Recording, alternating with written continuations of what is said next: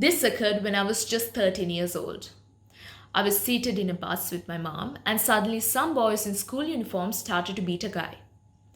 When the bus stopped, he was chased out. When my mom asked one of those boys what happened, he said that there was a lady who was in office wear, and this man had kept a phone under her skirt and had been recording for a while. Even though he was chased out of the bus, the recording was not deleted or the situation never reached the authorities. And ironically, many elderly women on the bus blamed the lady for wearing a knee length skirt instead of acknowledging the fact that it was not a man's place to commit such a crime. This was in 2015 when I was 17 years old. My mom does counseling programs for an organization for free and all. Once we went to Batticaloa for one of these and I tagged along. There were two employees who would like to bring stuff, food and all. I would smile with them because you cannot really not smile. I mean, it's not nice, they're just people. Anyways, the day we were going to go back to Colombo, one of them came to give me sandwiches and all. I was alone because I had gotten dressed early and everyone else was still getting dressed. Anyways, he gave me the stuff and he was still standing there and he said, "Appu ayat balan," and I was like, okay, and laughed. I mean, what else do you really do in that situation? Then he gave me his hand to shake, which I took, and then he just pulled me towards him and kissed me.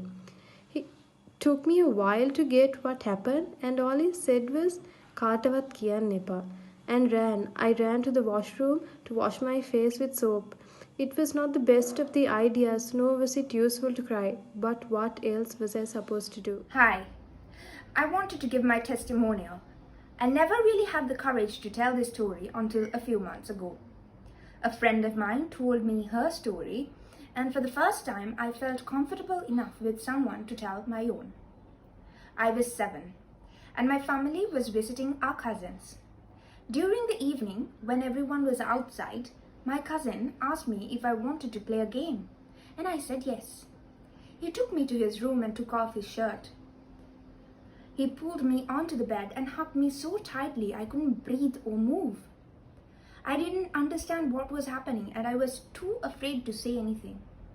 He rolled on top of me and began to kiss me and touch my chest. I wanted to move, but I couldn't. I was too shocked to do anything other than just sit there. Even at 7, I knew this was wrong, that cousins were not supposed to touch each other like this.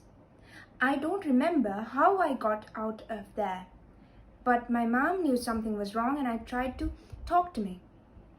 I was so afraid, and I had done something wrong that I kept denying that anything happened until she dropped it. And now, looking back, I wish I had said something. I still have to see him in family gatherings, and to this day, I can't be near him without feeling sick. Whenever he touches my hand, I have to wash immediately because I don't feel clean otherwise. I can still smell him. Even after all these years, I can still feel his sweat on me.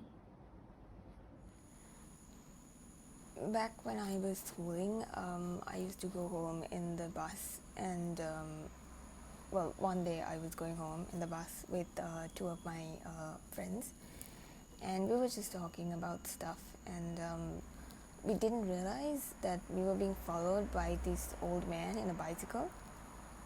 I mean, we didn't go to think much on it because it could have been anyone.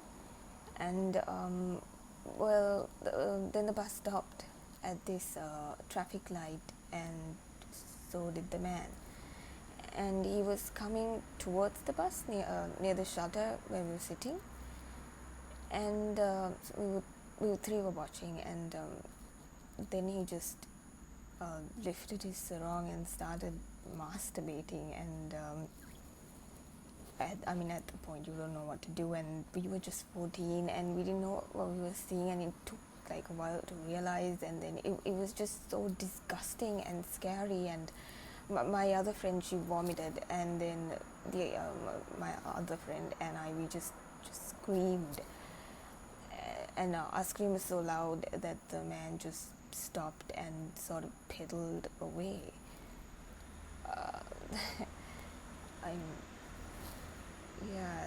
Well, that was my first experience of sexual harassment. I've come across an instance of sexual harassment when I was once traveling in the bus. This was not experienced by me personally, but I was an eyewitness to a situation where a middle-aged man was pressing himself against schoolgirls and ladies going for work in the morning who weren't seated. According to the regular travelers of the bus, with concerns with this specific individual, he was known for getting the bus daily and engaging in this form of harassment. The pathetic situation was that all of the girls and women who experienced this chose to be quiet. Even the other individuals on the bus who witnessed this did not speak up.